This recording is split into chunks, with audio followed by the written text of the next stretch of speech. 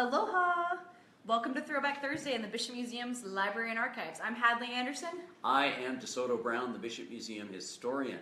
And today, we're going to talk about something that probably people don't even really give a thought to, but which is absolutely crucial for our survival, and that is oil. Now, let's do a little science here because she's a science educator. Let's explain to people why does oil have energy? Where does that come from? Oh wow. Okay, so oil. Make it quick. Make it quick. Millions of years ago. No.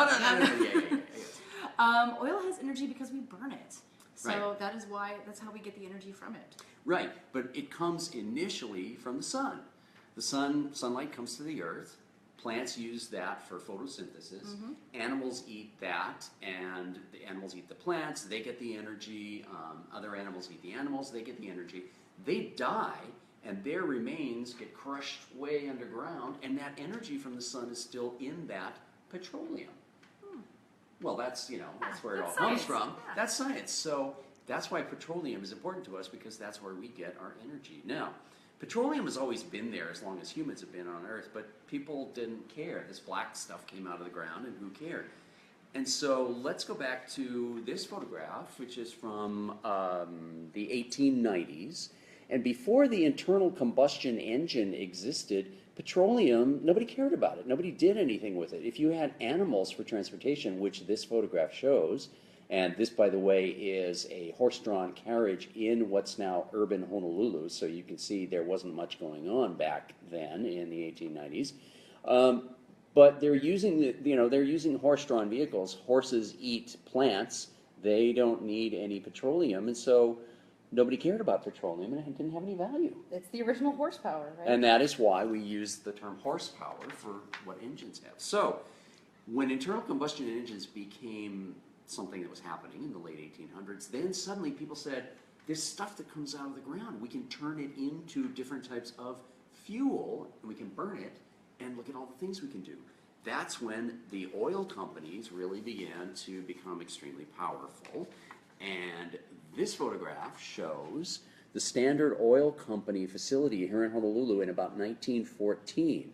Now, what's remarkable to me in this picture is there's only one automobile over here. All that other stuff, those are horse-drawn or animal-drawn vehicles that are delivering oil and gasoline, which is crazy because the gasoline is being used by vehicles. And you see the sign over here says mica axle grease. That's the thing that they're really pushing on their building. Axle grease is for the axles of horse-drawn wagons to lubricate them. So although cars are in use, the building doesn't even show it, the facilities don't show it, they're not even using automobiles to deliver oil, which is absolutely crazy because that's their whole product. But within only 40 years, this photograph, which is from the 1950s, again, here's the Standard Oil Company facility here in Honolulu, and you can see it's changed dramatically, and there in the foreground is a truck which uses an internal combustion engine that burns gasoline to deliver gasoline to gas stations. So that is a very quick pair, that pair of photographs shows you very quickly how important oil became and how important refined oil became, because when you get crude oil, you can't really do anything with it. You have to refine it into the different types of fuel because different types of engines use different types of fuel, and so there's a refinery. This is a picture of the Standard Oil refinery at Campbell Industrial Park in 1961, which is when it was still being constructed. And this is why we're able to have all those different types of fuels here in Hawaii, because airplanes need different fuel, and that's how and that's how all of our food gets here, as well as our fuel. And automobiles need different types of fuels, and of course there are other types of things like kerosene, etc. They all have the same sort of basic function. But if you don't have a refinery, you don't have all of those different things. So, and you don't find oil everywhere. So and there's no oil here. It's too young. Hawaii is too young. And that's a really important point too. We can't just pump oil out of the ground here and use our own oil. We don't have any. So we've got to bring it in from thousands of miles away. And if anything happens to that entire chain of stuff, it can be very difficult. Now, we also use oil for making electricity. And so the reason we're able to do this little program for you right now is because we have electric power.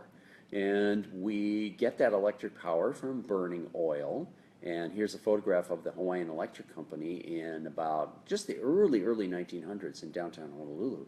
And this is before most people had electric appliances. There weren't any radios, there weren't any TVs, there weren't any computers, there weren't any refrigerators yet, or vacuum cleaners, or any of those things.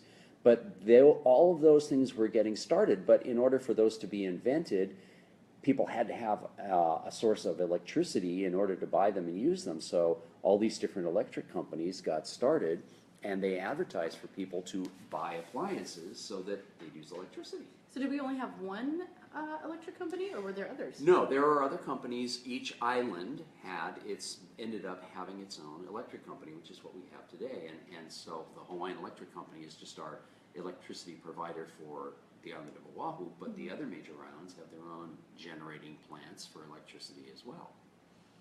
So one of the ways that that power is used is for automobiles, because automobile internal combustion engines use gasoline.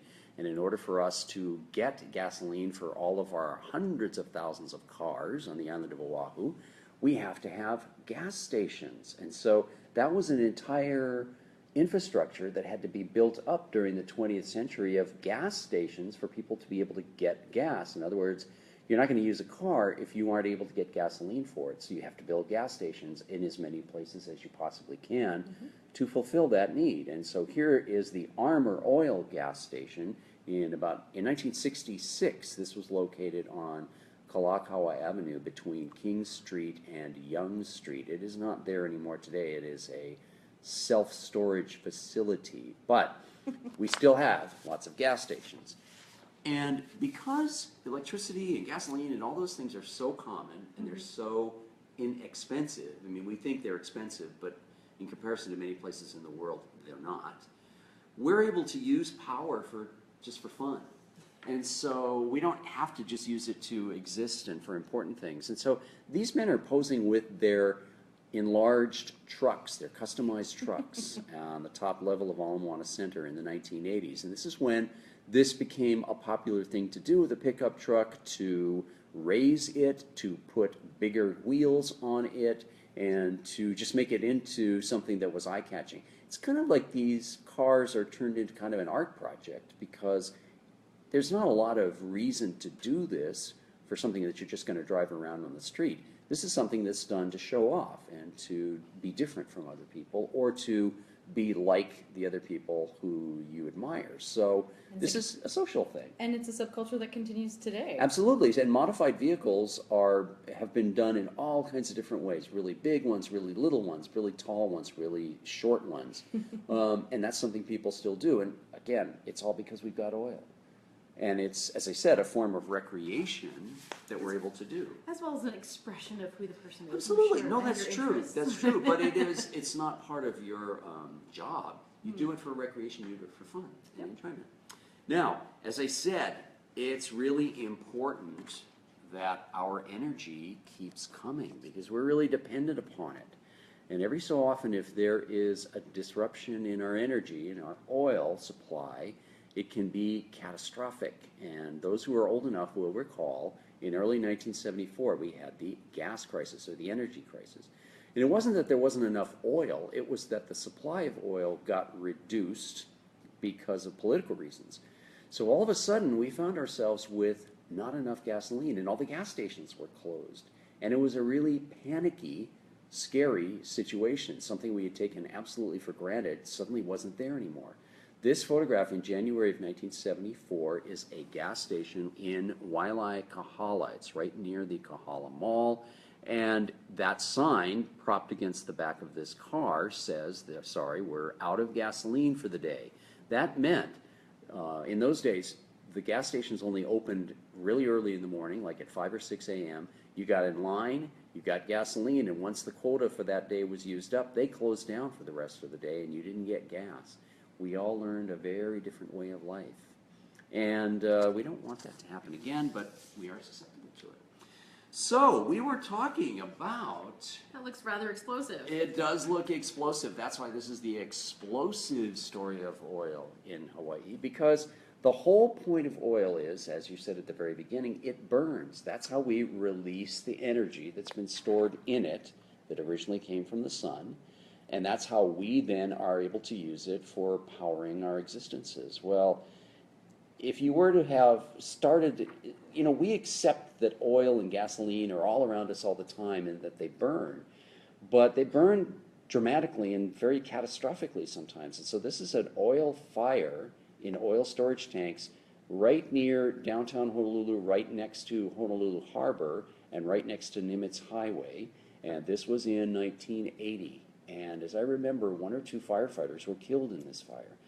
If you were to try to introduce the internal combustion engine today and tell everybody, we're going to be driving all these vehicles around that could blow up at any time, and we're going to store all this oil and gasoline right next to your house, we wouldn't accept it. But it's been around so long that we don't even think about it. Right. But it's a when you really do think about it, and you look at a picture like this, you get a sense of, well, that's a strange thing that we don't think that we could be blown up in any moment because of all this fuel that we use. So is that oil refinery still in existence even after the fire? Yeah, this particular picture here, these are just tanks. These tanks, they're storage tanks. They're not a refinery. The refinery is out at Campbell Industrial Park, which is at Barbers Point. So there's not that much right up next to it. These storage tanks, however, are still in the same place next to Honolulu Harbor because that's where oil could be pumped ashore by ships that came and docked there. So yes, that could happen again. We hope it doesn't, but that's why this is an explosive story. Also, one of the interesting things to point out too is that one of the reasons that other forms of energy, aside from oil, like hydrogen, pressure, to support it yet. That's right. We do have an energy station here at the Bishop Museum for electric cars, but that is slow in coming. And so you can see why we still have a kind of a reliance on gasoline at this point. Absolutely. And just oil in general. And of course there is natural gas and there is solar energy and wind energy and wave energy. And those things are being explored. But again, like I showed you, all of the oil infrastructure had to get set up.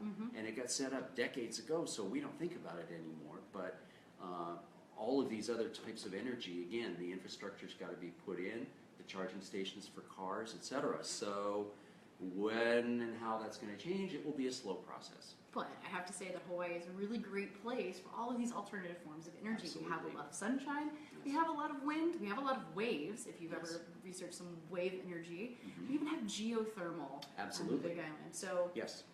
There's definitely a lot of research going into that, but as we said, it's the infrastructure that needs to be Exactly. So we're still dependent upon oil, and I just showed you pictures of it. So that is the Throwback Thursday for today. And you've just had a little electronic visit with Bishop Museum, and another way to visit the Bishop Museum electronically is to go to our website, and here's the address right here. BishopMuseum.org. BishopMuseum.org, but we also want you to come in person because we've got all kinds of interesting things always going on here, lots of things to see, lots of things to do for the kids, for the grown-ups, for every single person.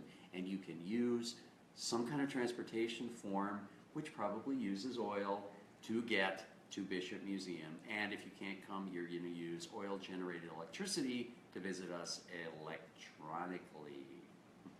That brings it all around. Right? It does. So anyway, that's Throwback Thursday for this week, and we will see you again next week from Bishop Museum Archives. And until then, aloha. Aloha.